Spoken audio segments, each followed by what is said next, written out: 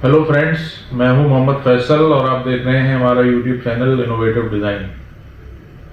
आज जो हम डिस्कशन करेंगे वो रिगार्डिंग प्लॉट्स के है कि जिन लोगों को भी अपना प्लॉट लेना है तो उनको प्लॉट लेने से पहले किन किन चीज़ों का ध्यान रखना है। तो ये कुछ पॉइंट्स हैं वन बाय वन जो मैं आपसे डिस्कस करूंगा। ये करीब 10 पॉइंट्स हैं जिनको हम समझते हैं कि अगर इन चीज़ों पर फोकस कर लिया जाए तो हमारे किसी भी क्लाइंट को प्लॉट लेने में कोई दिक्कत नहीं आएगी। वीडियो में आगे बढ़ने से पहले मैं अपने व्यूवर्स को कहूंगा कि हमारे चैनल को सब्सक्राइब करें और वीडियोस को लाइक करें। तो सबसे पहला जो पॉइंट है रिगार्डिंग प्लॉट लेने के, तो वो टाइटल एंड ओनरशिप का है।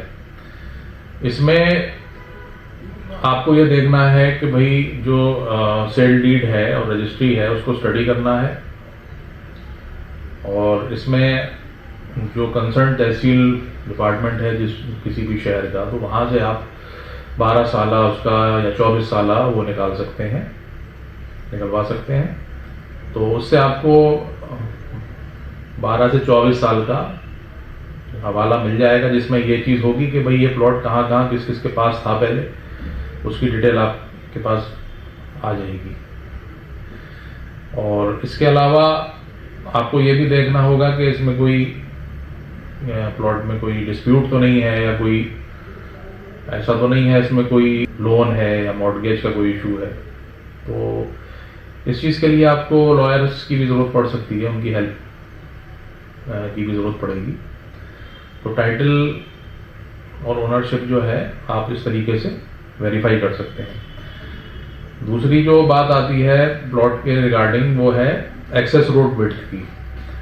तो आइडियली जो एज एन आर्किटेक्ट हम लोग मानते हैं कि 25 से 30 फीट अगर रोड है आपकी, तो जनरली वो एक आइडियल प्लॉट माना जाता है अगर एक्सेस 25 से 30 फीट की है।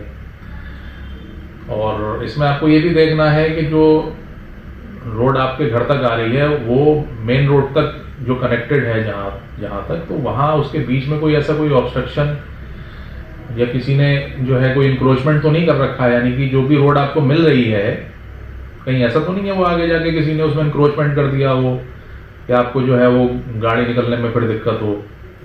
तो जितना चौड़ा रोड होगा उतना ही अच्छा एक्सेस मिलेगा आपके 4 व्हीलर वगैरह जो भी आप यूज़ करेंगे वहाँ 2 व्हीलर 4 व्हीलर के लिए। तो रोड जो है वो जनरली 25 से 30 होनी चाहिए। अगर 20 भी है तो भी ये है कि चलिए ठीक है, इससे कम अगर होती है तो फिर थोड़ी दिक्कत होती है वहाँ पे गाड़ी को टर्न करने में भी। और इसके अलावा और भी चीज़ें हैं, जो पत्ती रोड होगी तो वहाँ पे थोड़ा सा न्यूसेंस रहेगा।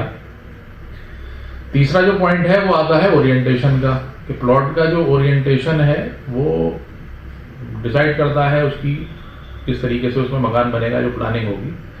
तो जनरली साउथ फेसिंग प्लॉट्स जो हैं वो आइडियल होते हैं कोल्डर क्लाइमेट के लिए। यानी जिन शहरों में का टेम्परेचर जो है वो ठंडा है, वहाँ पे जो है जनरली साउथ फेसिंग प्रेफरेबल है, आइडियल है।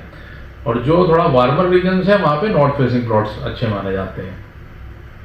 प्लॉट्स में जनरली नॉर्थ साउथ अगर आपको मिल रहा है, तो जैसे हम ट्रॉपिकल क्लाइमेट में या जाड़े भी होते हैं, गर्मी भी होती है, तो नॉर्थ साउथ फेसिंग जो है वो सूटेबल होता है। अगर इसके अलावा ईस्ट और वेस्ट फेसिंग भी है तो वो भी जो है वो आर्किटेक्ट अपने डिज़ाइन के हिसाब से उसको इस तरीके से कर सकता है कि वो क्लाइमेटिक उस पर जो सूरज का इफेक्ट है वो ज़्यादा ना रहे, यानी कि ना ज़्यादा हॉट रहे और ये भी नहीं है कि धूप नहीं आ रही है घर में।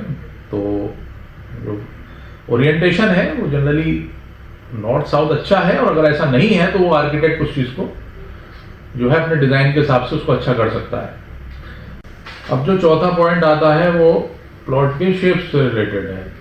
तो जनरली रेक्टेंगुलर प्लॉट्स जो होते हैं वो आइडियल माने जाते हैं in comparison to square shape या ट्रेपेजियम शेप प्लॉट्स के।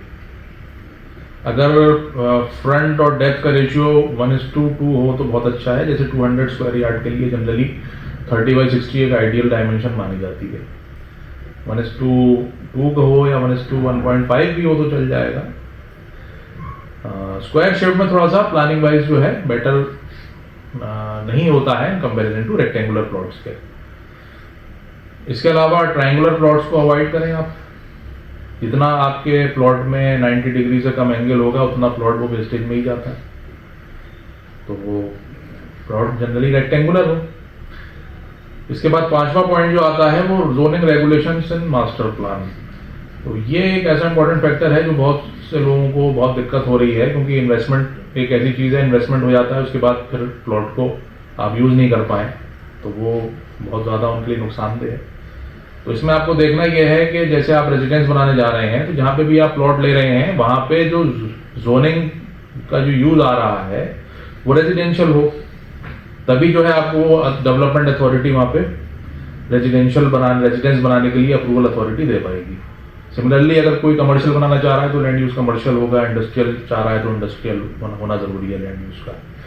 इसके बाद आता है 6वां पॉइंट, इंफ्रास्ट्रक्चर एमेनिटीज। तो इसमें जो आपको देखना है प्लॉट की सराउंडिंग्स में और प्लॉट से connected water supply, electricity, drainage है, रोड्स हैं, तो इनकी जो है ये चीज़ आपको देखनी है सर्वे करके प्लॉट पे, ये वाटर सप्लाई, इलेक्ट्रिसिटी, ड्रेनेज का प्रोविजन किस तरीके से है, प्रॉपर है या नहीं है।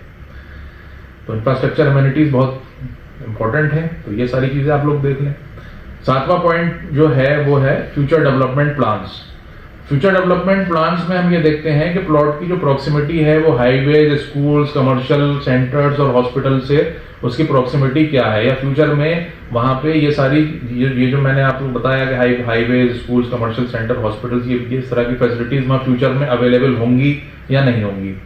तो फ्यूचर डेवलपमेंट प्लान्स भी बहुत इंपॉर्टेंट एक क्राइटेरिया है किसी प्लॉट को लेने से पहले।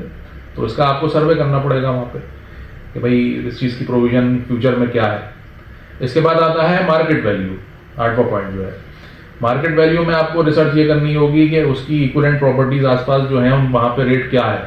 तो इसका आपको वहाँ पे बेसिकली एक सर्वे करना होगा ये जानने के लिए कि भाई वहाँ पे मार्केट वैल्यू जो हम प्लॉट लेने जा रहे हैं वो मार्केट वैल्यू वही है, उससे कम या ज़्यादा तो नहीं है, क्योंकि आजकल जो है प्लॉट ज़्यादातर ब्रोकर्स के थ्रू आते हैं तो वहाँ पे ये सब चीज़ें जो हैं वो हो जाती हैं, तो इसलिए आप वहाँ पे मार्केट वैल्यू का एक सर्वे कर लें।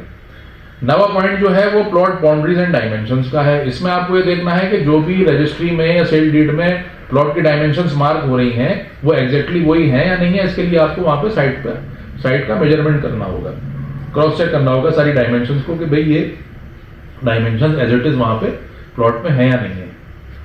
10वां पॉइंट जो है वो एनवायरमेंटल क्लियरेंसेज हैं। आपको ये इंश्योर करना होगा कि भाई वहाँ पे जो प्लॉट है वो आपके लिए सेफ है वहाँ रहने के लिए। मिसाल के तौर पे भाई आसपास अगर कोई फॉरेस्ट एरिया है तो वहाँ पे क्या आपको वहाँ रहना आपके लिए इतना फीजिबल होगा, या वहाँ पे इतना डेवलपमेंट है। आप ये देखिए वहाँ पे ऑलरेडी वहाँ पे एग्जिस्टिंग रेजिडेंसेज हैं या नहीं है, क्योंकि सेफ्टी वहाँ पे रहने के लिए बहुत बड़ा इंटरेस्ट। इसके अलावा वहाँ पे अगर कोई चेक पोस्ट है या नहीं है, पुलिस थाना वगैरह, ये चीज़ देख लीजिए कि आसपास हो, ताकि कोई अगर कोई ऐसी कोई बात हो जाए तो आप वहाँ पे रिपोर्ट कर सकें। तो कुल मिला के ये है कि एनवायरमेंटल क्लियरेंसेस जो हैं आपको इंश्योर ये करना होगा कि आपके लिए प्लॉट सेफ है या नहीं। तो इसके बाद मैं आपसे यही आपको रिकमेंड करूंगा कि प्लॉट लेने से पहले आपस में आप लोग फैमिली में भी डिस्कस करें कि भाई हमारा फ्यूचर जो है वो फ्यूचर में क्या हम लोग प्लॉट का यूज़ करेंगे, या यहाँ पे कितने लोग रहेंगे, या फैमिली किस हिसाब से बढ़ेगी। तो ये एक आपस में आपको डिस्कशन करना होगा, क्योंकि ये मतलब आपकी फैमिली से रिलेटेड है, क्योंकि प्लॉट में आप लोग ही रहने जा रहे हैं। तो आप आपस में भी डिस्कशन करें कि भाई जो हम इन्वेस्टमेंट करने जा रहे हैं इतना बड़ा इन्वेस्टमेंट है तो वो जो है बिल्कुल सही तरीके से हो। तो ये 10 पॉइंट जो मैंने आपसे डिस्कस करे हैं, मैं मानता हूँ कि अगर इन सब चीज़ इनको आप कंसिडरेशन में लेंगे तो आपको प्लॉट लेने में कोई दिक्कत नहीं आएगी। तो वीडियो को ख़त्म करने से पहले मैं अपने व्यूअर्स से कहूँगा कि हमारे चैनल को सब्सक्राइब करें, वीडियोस को लाइक करें, और अगर कोई आपका कमेंट हो तो आप कमेंट कर सकते हैं वीडियो में। कोई किसी चीज़ की इंक्वायरी अगर आप करना चाह रहे हो तो हमें बहुत अच्छा लगेगा आपकी हेल्प करने में। तो फिर आज के लिए इतना ही। Thank you.